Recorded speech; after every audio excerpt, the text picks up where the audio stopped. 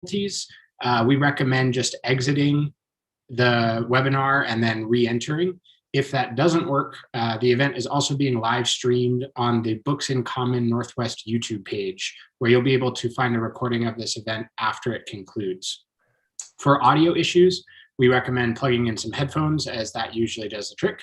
A reminder also that this is a shared creative space and that we ask everyone in attendance be respectful of other attendees. Any offensive behavior or questions will result in being kicked out of the session. This is part of a virtual event series, and we have plenty of other exciting events scheduled all summer.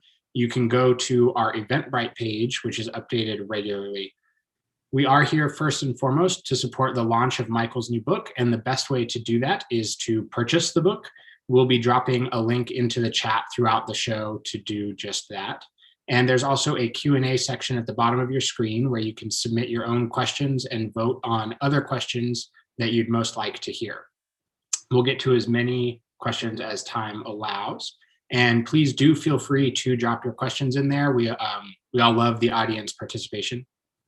And with all of that out of the way, I'm going to introduce our guests for the evening and then pass things off to them. And I'll be back in about 45 minutes to facilitate some questions from the audience. Michael Punke is the author of several books, including The Revenant, a #1 New York Times bestseller and basis for the Academy Award-winning film. In his diverse professional career, Punke has served as the U.S. ambassador to the World Trade Organization in Geneva, history correspondent for the Montana Quarterly, and an adjunct professor at the University of Montana. As a high school and college student, he worked summers as a living history interpreter at Fort Laramie National Historic Site in Wyoming. He lives with his family in Montana and is an avid outdoorsman. Jim Cornelius resides in the high desert of Central Oregon, where he makes his living with his pen. He is a musician, songwriter, the keeper of the blog Frontier Partisans, and the author of the book Warriors of the Wildlands, True Tales of the Frontier Partisans, as well as the editor of The Nugget, our beloved local paper here in Sisters. Without further ado, Jim and Michael, thank you for joining us tonight, and I'll pass things off to you all. Thank you, Lane. Thanks a lot.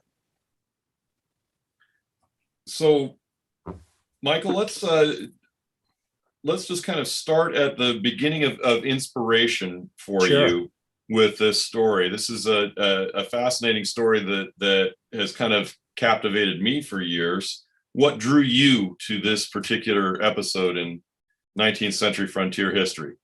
Well, there's pieces of this story that have kind of been in my head for a really long time, going back to that job that Lane mentioned, when as a high school and college student, I worked at Fort Laramie National Historic Site in Wyoming for the National Park Service. And we did what they called living history interpretation, which meant we dressed up every day in an 1876 cavalry uniform and talked to tourists about the history of the West. And one of the things we talked about a little bit in that job was what we called at the time the Fetterman Massacre and kind of Red Cloud's War, this whole war that takes place in the fall and winter of 1866. So the incident has kind of been in the back of my head for a really long time.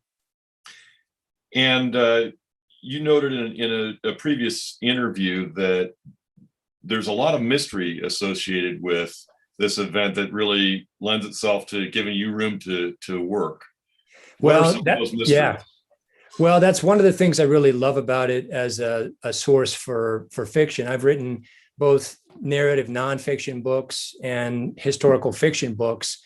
And to me, one thing that it makes for a great story to be the basis for historical fiction is when there's quite a bit but some things that history really just doesn't know.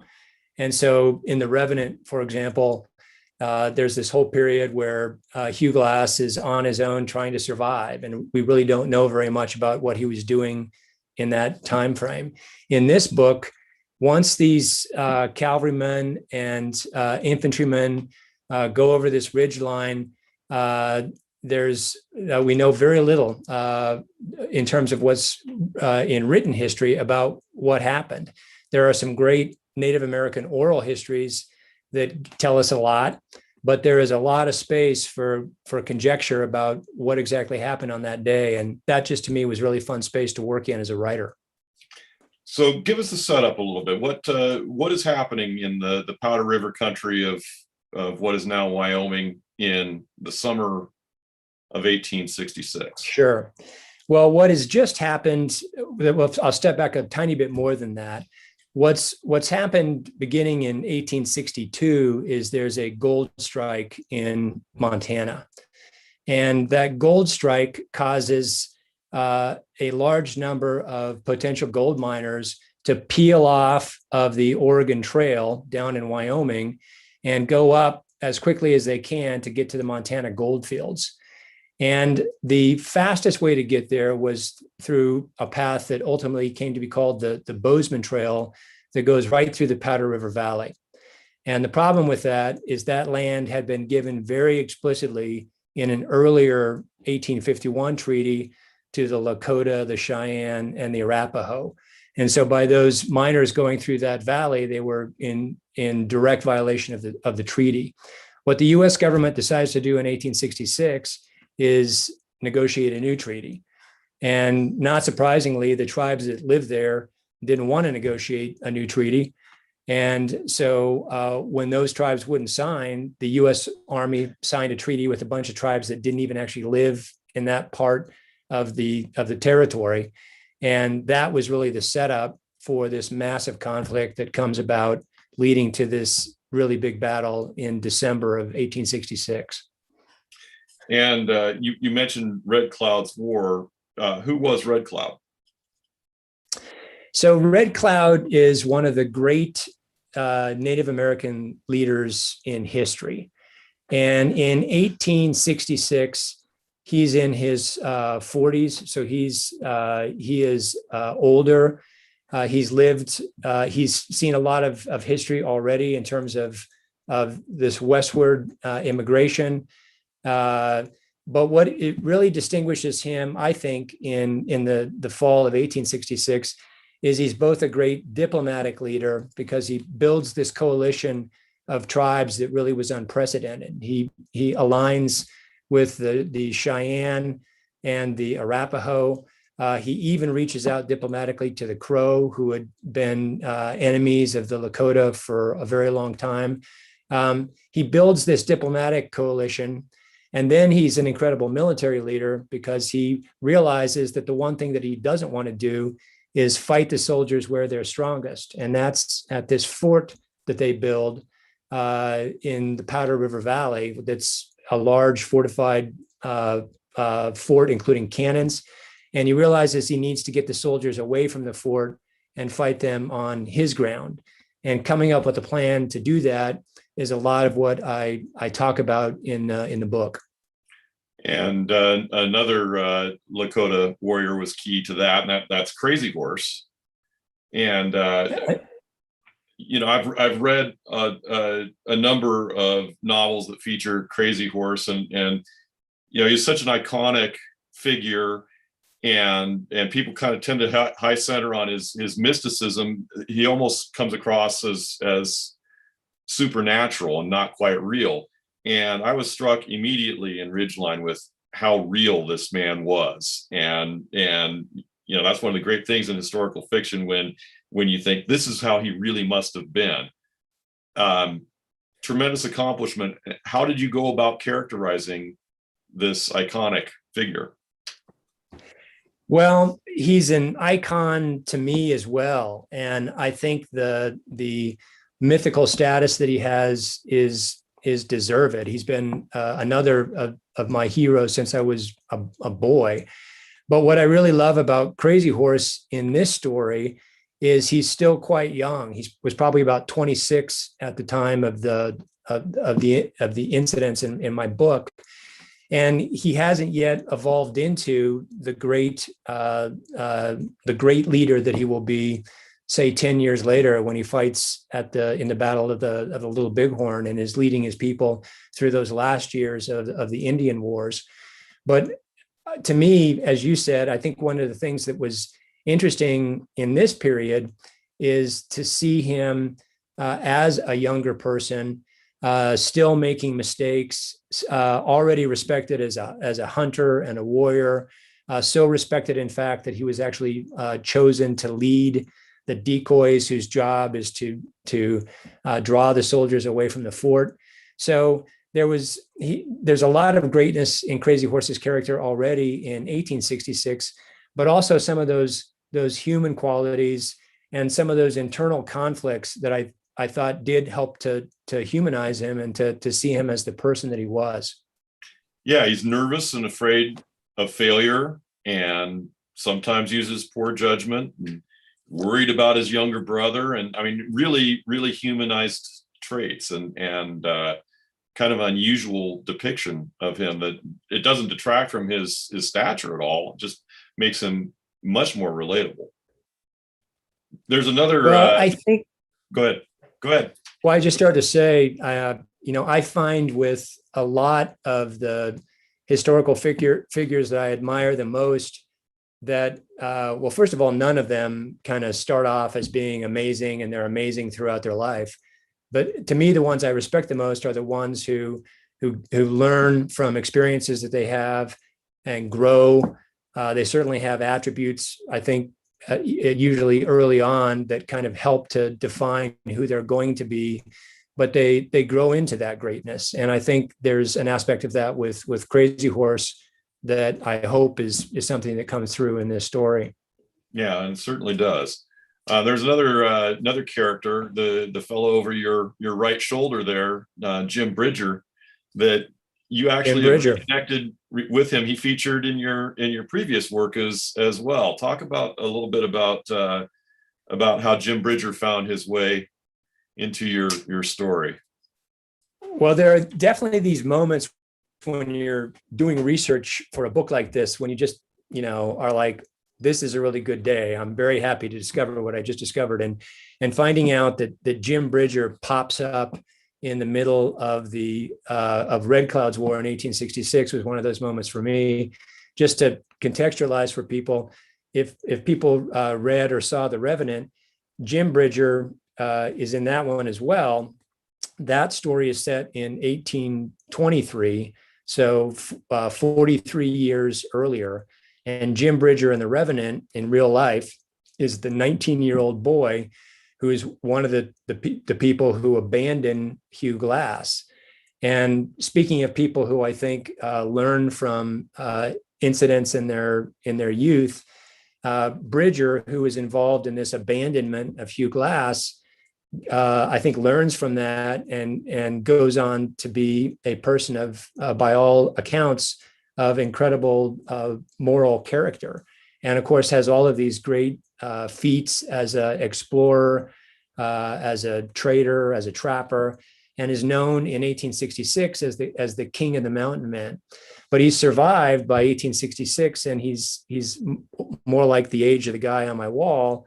And at that point, he's scouting for the U.S. Army, and actually is hired to go out and figure out where all of the tribes are residing as part of the exploration that Colonel Carrington was doing with his group of soldiers. So I was very excited as a writer to have a character that I had thought about a lot and kind of portrayed as a 19-year-old, and then to think about him more towards the end of his life and consider, what was he thinking about?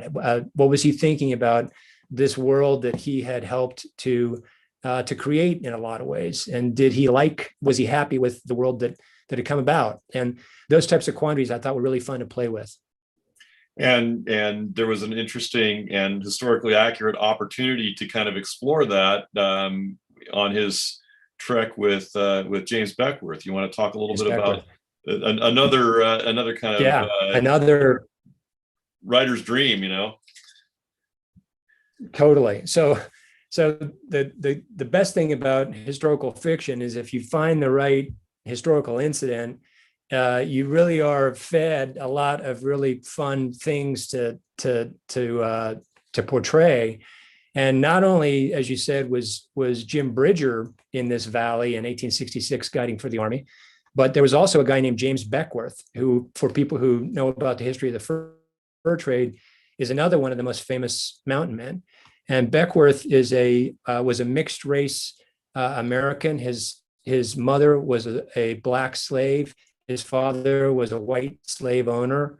His father frees him when he's a teenager, and Beckworth goes out and joins the Rocky Mountain Fur Company in 1823, the same year that Jim Bridger had joined it.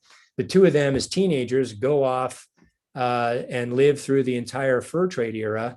And then the two of them as old men end up scouting for the US Army. But this incident that really captivated my imagination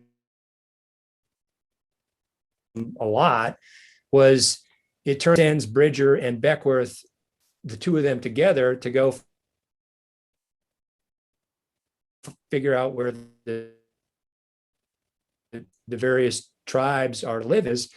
And imagining in 1866, Jim Bridger and James Beckworth riding across riding through the Powder River Valley together, talking about the lives that they had lived, contextualizing the things that were happening around them.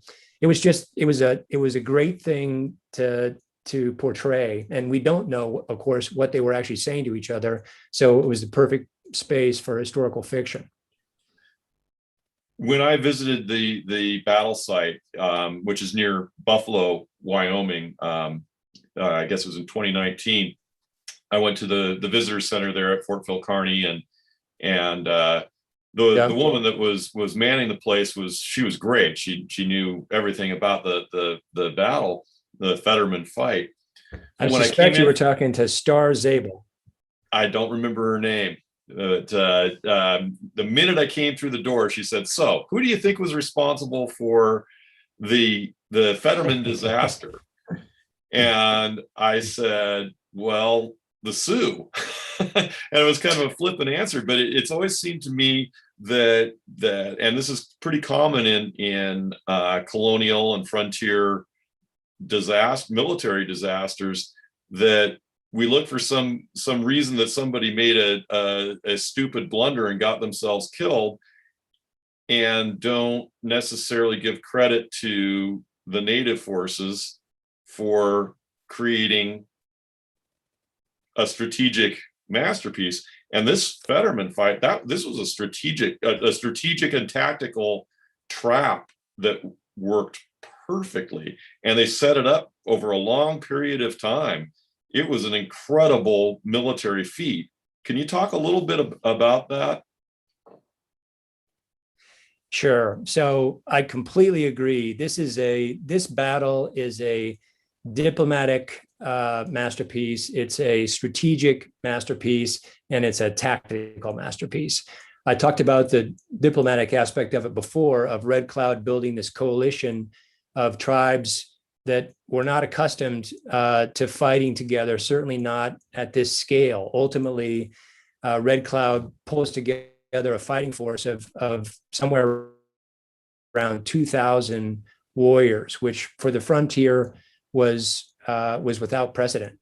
The strategic aspect of it is what I hinted at a little bit before, which is that Red Cloud was smart enough to not take 2,000 warriors and ride them towards a massively fortified position like some World War I charge across, an open battlefield.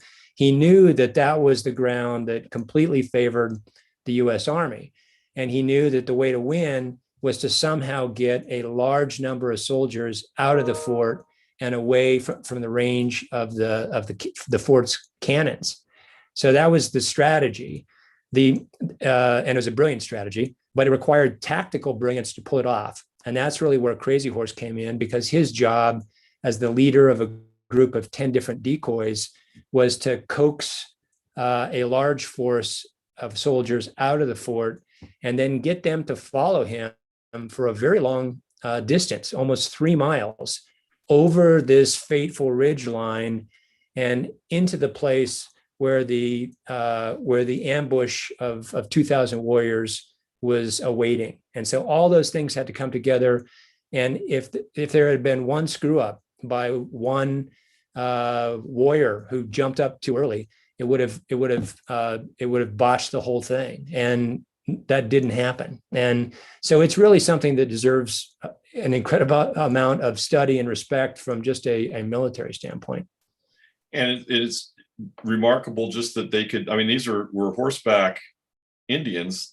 These 2,000 warriors were all mounted, and they managed to keep their horses from making noise or their breath steaming up into the air. And I'm not sure anybody knows talk how about they mysteries. managed that. Yeah. Talk about mysteries. And I know you talked about going out on the battlefield yourself, and I spent a lot of time walking all parts of the battlefield to try and get a feel for this place and kind of understand what might have happened. But it doesn't give anything away to say that if the battlefield itself is enormous. It spread across an area that's probably 4 miles long from south to north and several miles wide from east to west.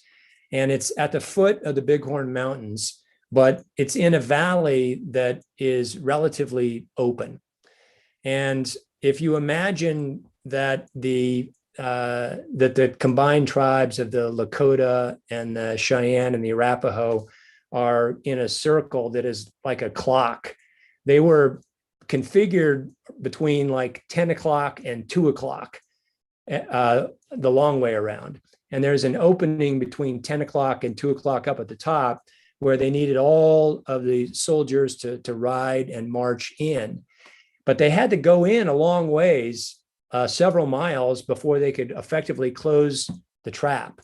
And so, as you say, one of the biggest mysteries is how on earth did they not only stay hidden 2,000 men, but how do they hide and keep 2,000 horses quiet?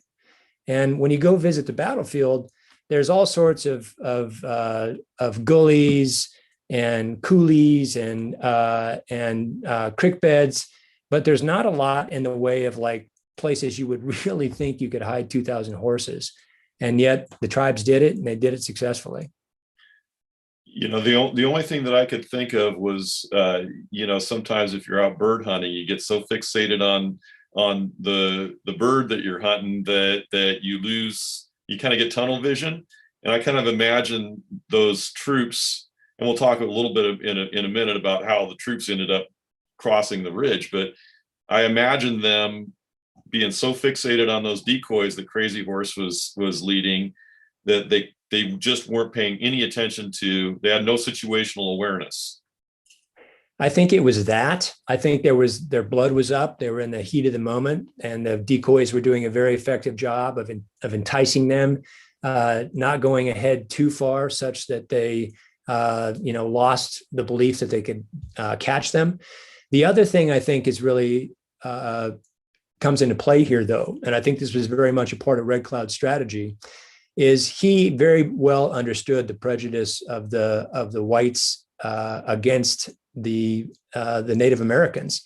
And I think he knew that they were going to underestimate him and their ability to create this kind of plan. And what he did in this plan is he pulled together a force that was literally 10 or 20 times bigger than anything that the U.S. Army had ever encountered before in this war. And so he did something that was so unprecedented that I think that also contributed to them. They might have thought that there were 100 Indians down at the end of this trail, and they thought they were ready for that, but they didn't think that there were 2,000.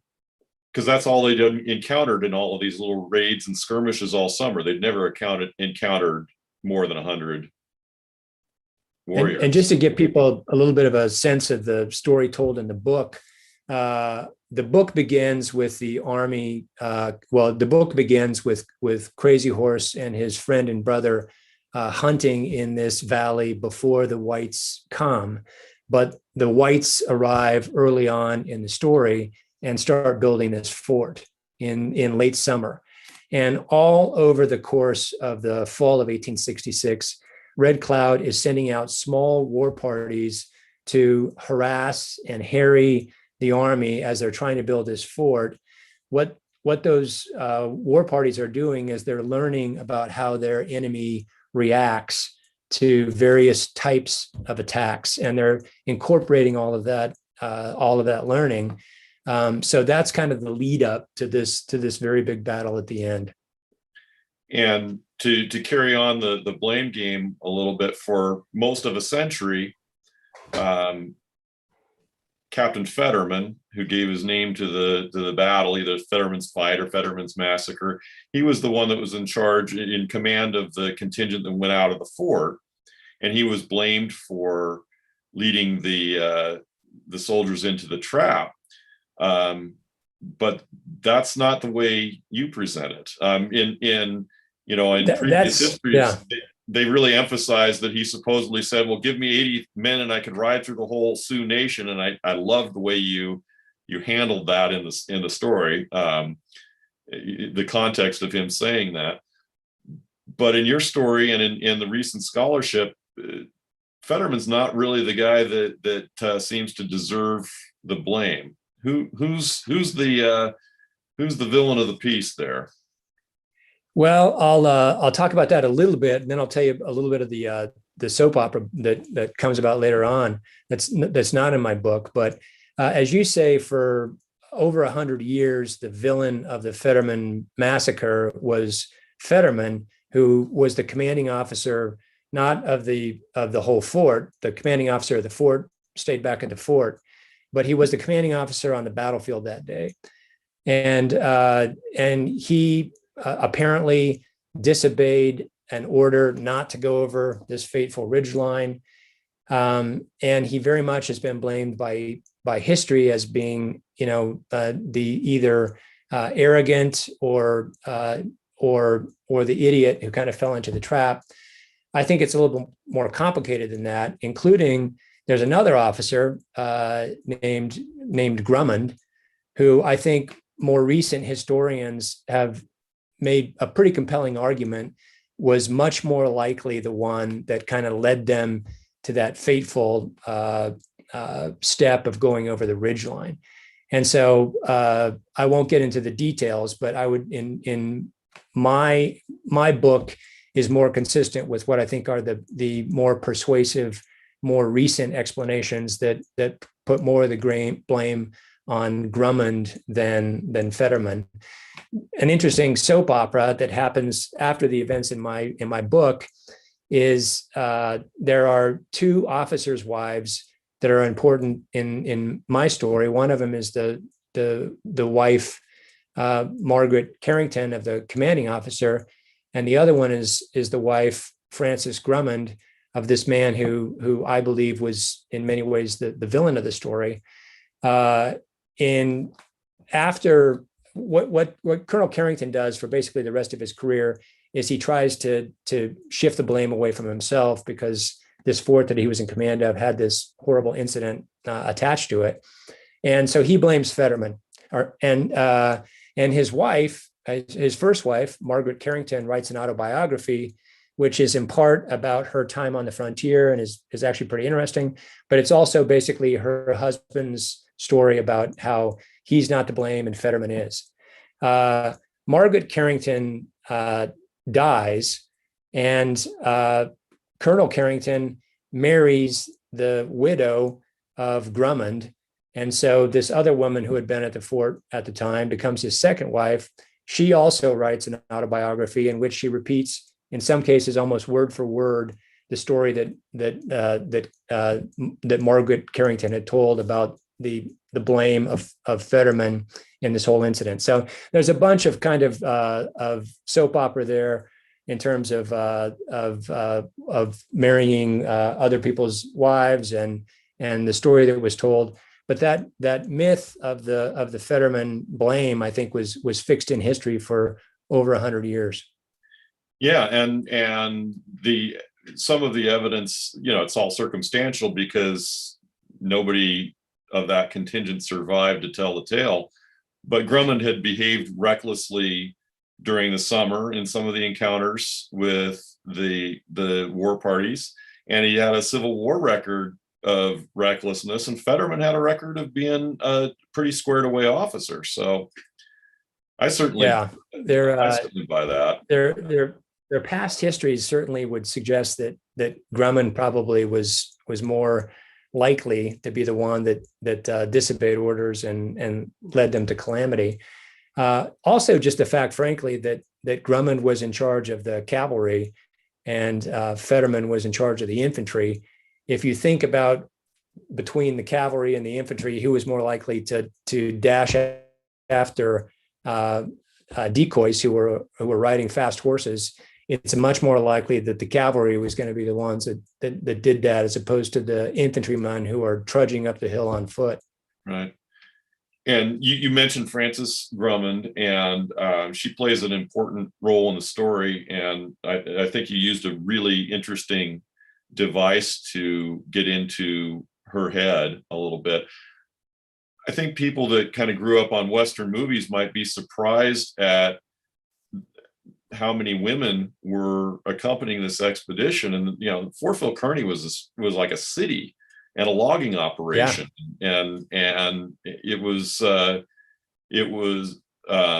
was part of what alarmed, I think, the Lakota so much, is that they really looked like they were there to settle down.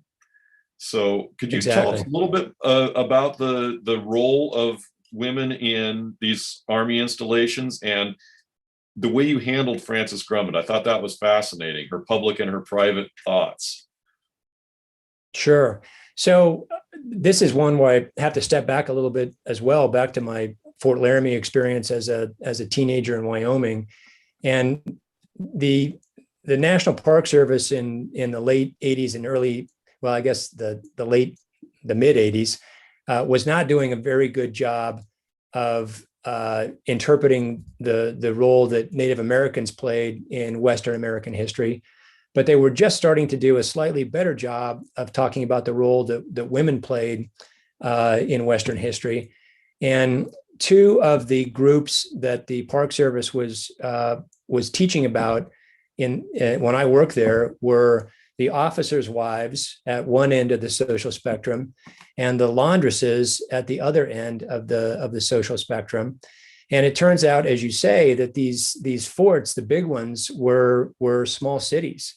And the officers, even in a dangerous place like the Powder River Valley, took their wives with them into these fortified positions. And so there were a number of officers' wives who were at Fort Phil Kearny in 1866.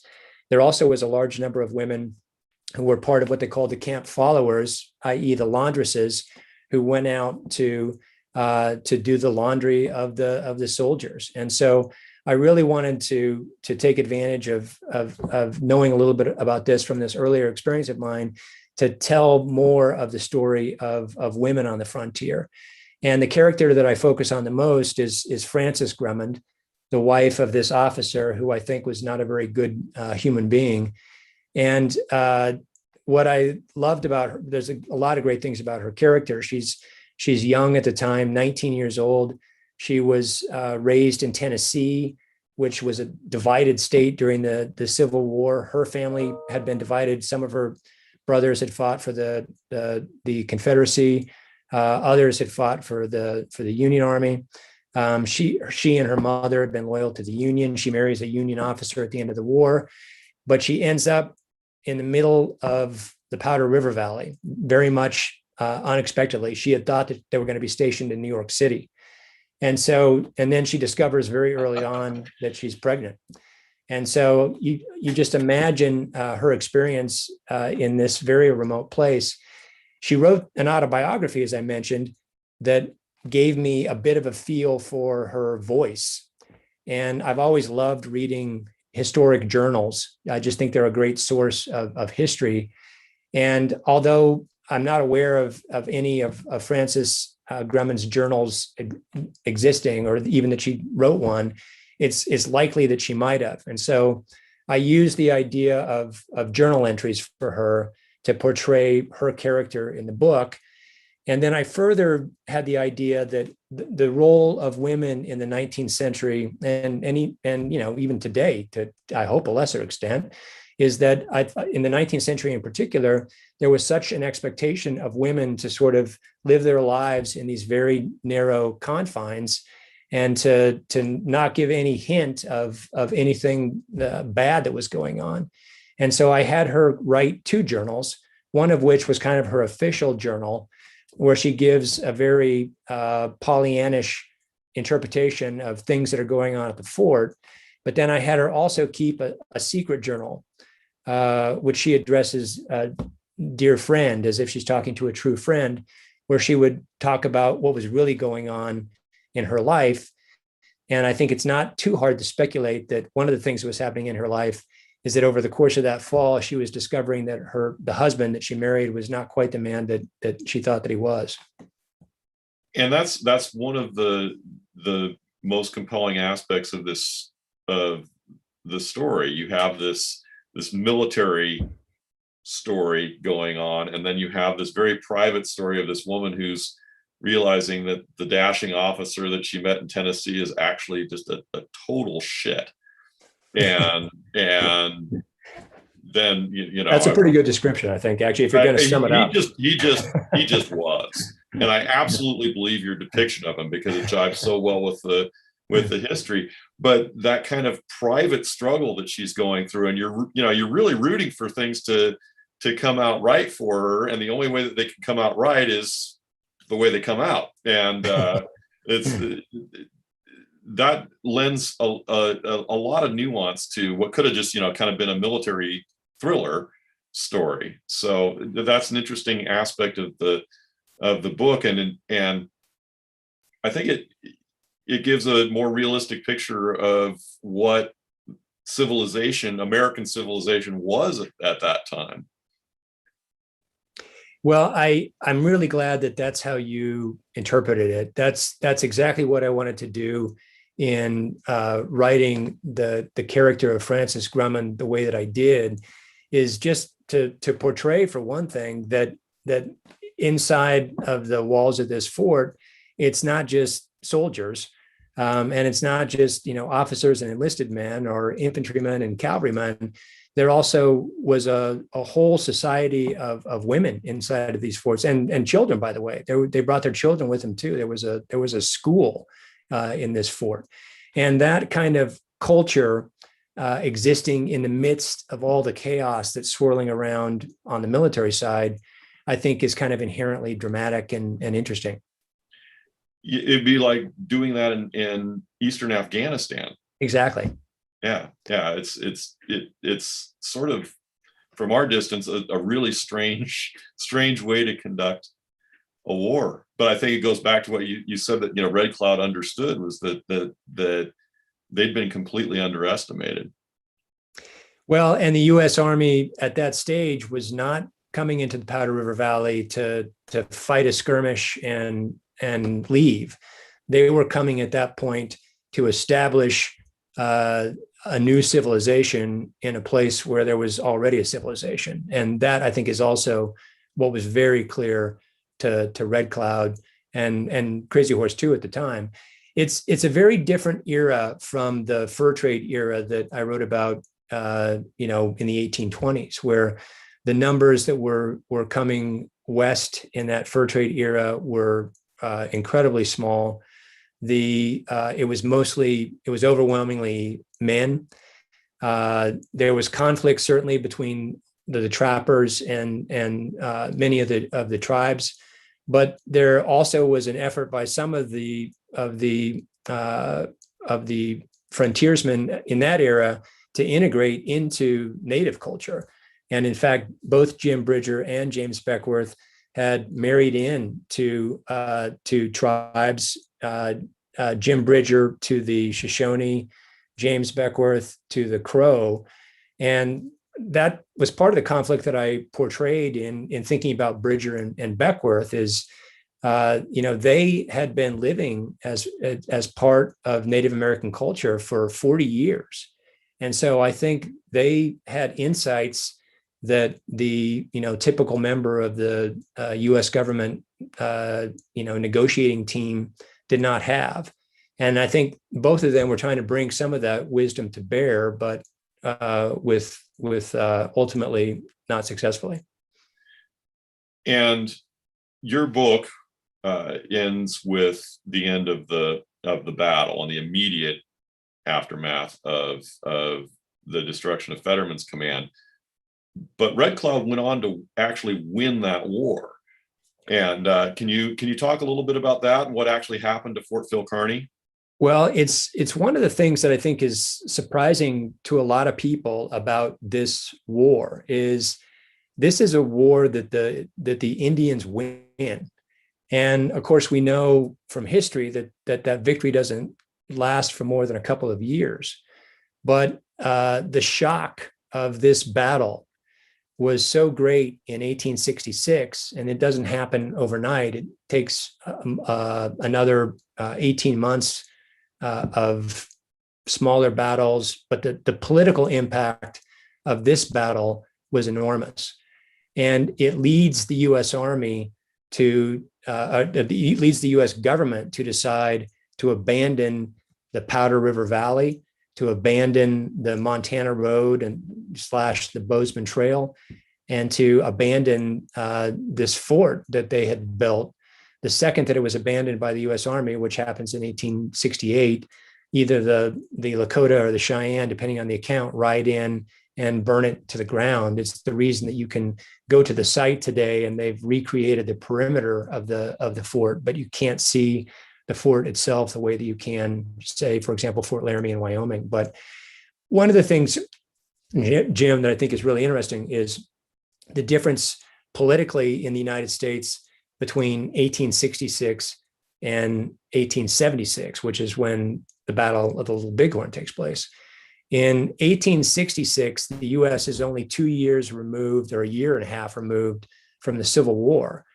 And when this shocking event occurs on this far-flung frontier, the political impact was, we don't want to mess with this. We don't want to be involved in another war.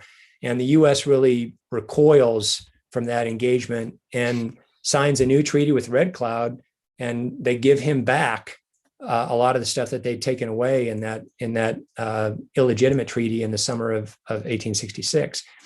10 years later, flash forward to Little Bighorn, the politics have changed dramatically. And one of my favorite anecdotes in history is the news. So the Battle of the Little Bighorn takes place on June 25th, 1876, 1876 being the centennial year of the United States. The news of the Custer battle reaches Washington, D.C., because, of course, it takes a long time for news to travel. The news of the Custer battle reaches Washington, D.C. on July 4th, 1876. It's literally the biggest turd in the punch bowl in history. And it lands in the middle of this effort of the U.S. to celebrate its centennial. And the reaction is exactly the opposite from 1866. And the U.S. government decides at that point that they're going to put all of their efforts into ending the Indian Wars. And once they did that, the Indian Wars ended very quickly after that. So the events recounted in Ridgeline are really sort of a high watermark for the Lakota, Cheyenne, and Arapaho. That was a moment in a lot of ways. Yeah, where they were really they win a war. There's a couple of years of relative, certainly compared to what's coming later on, relative peace, until gold is discovered in the Black Hills in 1874, and that was discovered by Custer, who led a military expedition to the Black Hills, discovered gold, and then a gold rush once again leads white Americans to flood into these lands that were set aside by treaty for the Lakota and the Cheyenne. That precipitates the war that leads to the Little Bighorn, and then very soon after that to the end of the Indian Wars.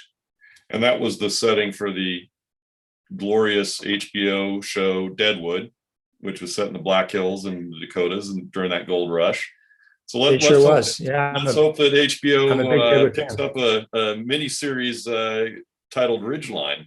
It would make a great one. Well, I would be okay with that. Yeah, I would be okay with that for sure. So, Elaine, any questions from the folks out in cyberspace?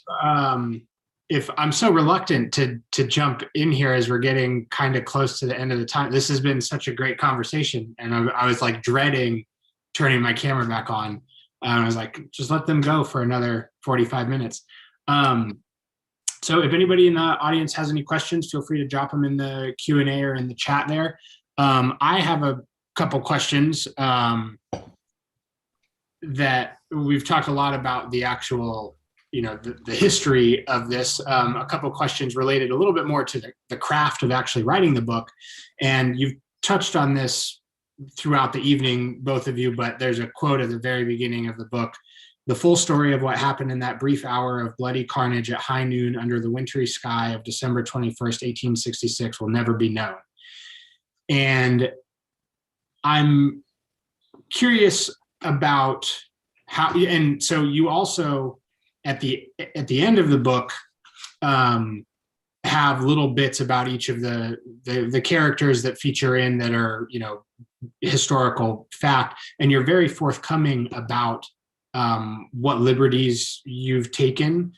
And I'm curious if you could talk a little bit about how you struck that balance between, fact and fiction Sure. in this work.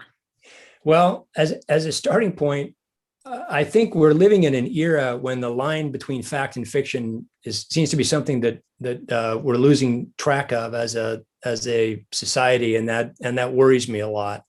And so I guess I felt an extra degree of responsibility, even writing historical fiction, to be as transparent as I possibly can be about where I took liberties with the story. And I had done something similar in The Revenant, where at the end of The Revenant, I talked about places where I took liberties. I talked about places where there was ambiguity, and then I offered places for people to read nonfiction accounts so they can do additional reading on their own if they want to. But so there's that piece of it, and that was very important to me in Ridgeline, and the kind of epilogue historical note piece of it is even more extensive in Ridgeline. I also just think, frankly, I love the epilogues at the end of books and movies, because I think particularly when it is true characters, I'm always just curious, well, then what happened?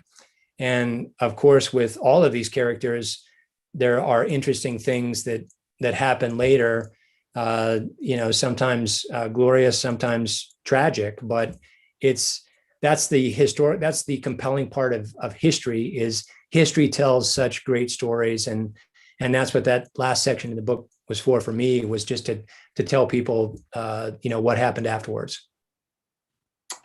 Thank you. And we've got a question from the audience that we were actually talking a little bit about in our green room before the event. Did Bridger take part in the battle? We'll talk a little bit about that. He did not, which was very lucky for him and maybe very prescient on his part. He was back at the fort on the day of the battle.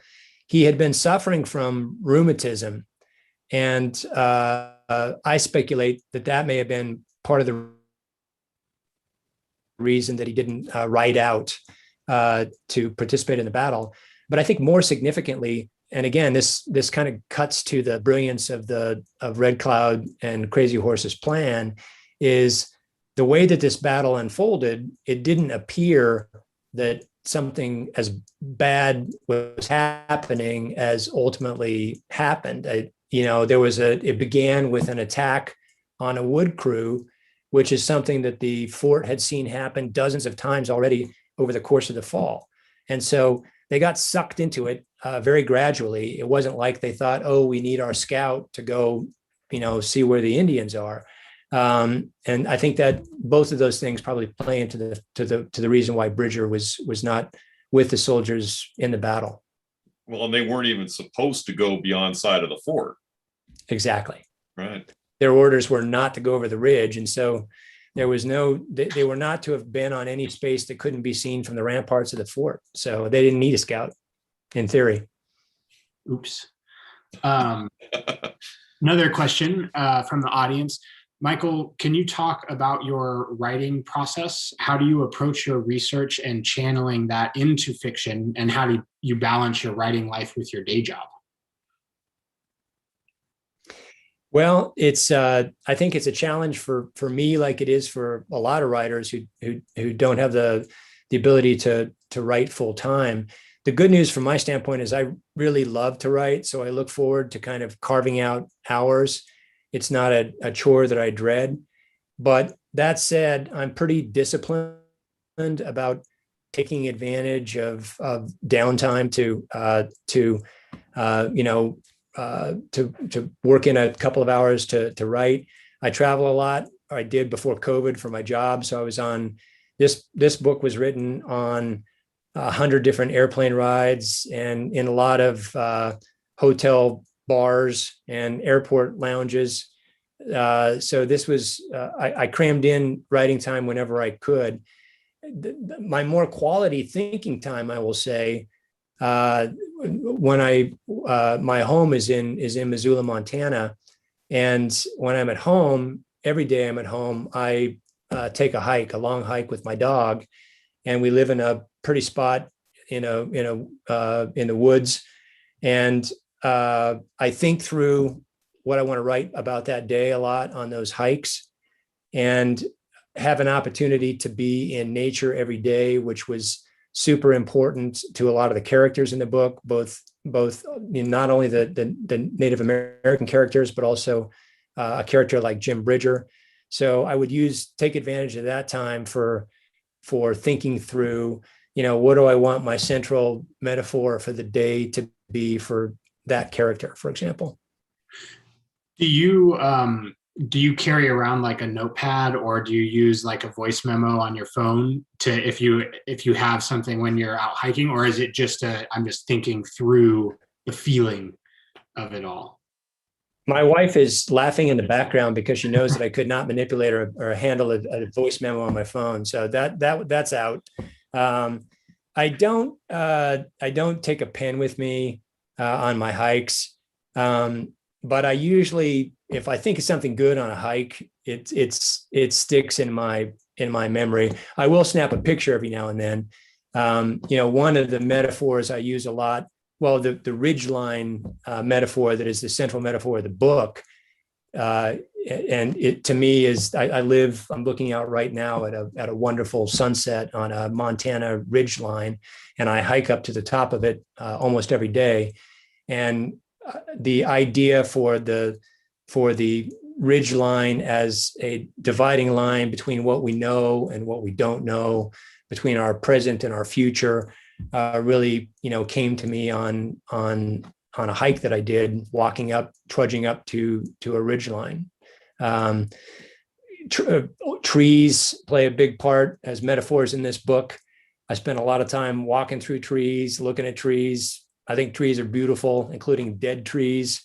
So there's some of that type of stuff that shows up in Ridgeline. Fantastic. I have one more question for you, Michael, and then a question for both of you. And so the conclusion of this book is, we more or less know what is going to happen. And if you could talk a little bit about how you maintained the kind of narrative tension throughout, or if you found that this story, it just is baked into it and you didn't really have to manipulate the way that you were writing the story too much in order to maintain that. Well, I think there's a lot we don't know. I mean, if you know a little bit about history, you kind of know what the mileposts are, but there's a lot that we don't know about individual characters, which ones live and die, on both the Army side and the side of the Lakota and the Cheyenne and the Arapaho. There's an awful lot we don't know about what was actually happening in terms of how the battle itself unfolded. And so even when I got to the final battle, there was a lot to play with that. And then there's a lot, I think, that we don't know and that the novel delves into about what was the impact of this on the various characters. I mean, what was the impact of this on Crazy Horse? What was he thinking about after the battle? What was the impact on Frances Drummond? What did she do next? How did this impact her life? So there are a lot of things like that are not at all obvious. and that I was able to play with even in the little bit of the story that takes place after the battle. Fantastic. And so my last question for both of you, and I know that every time that I get asked this, even though it's quite literally my job, everything I've ever read in my life just shoots out of my head.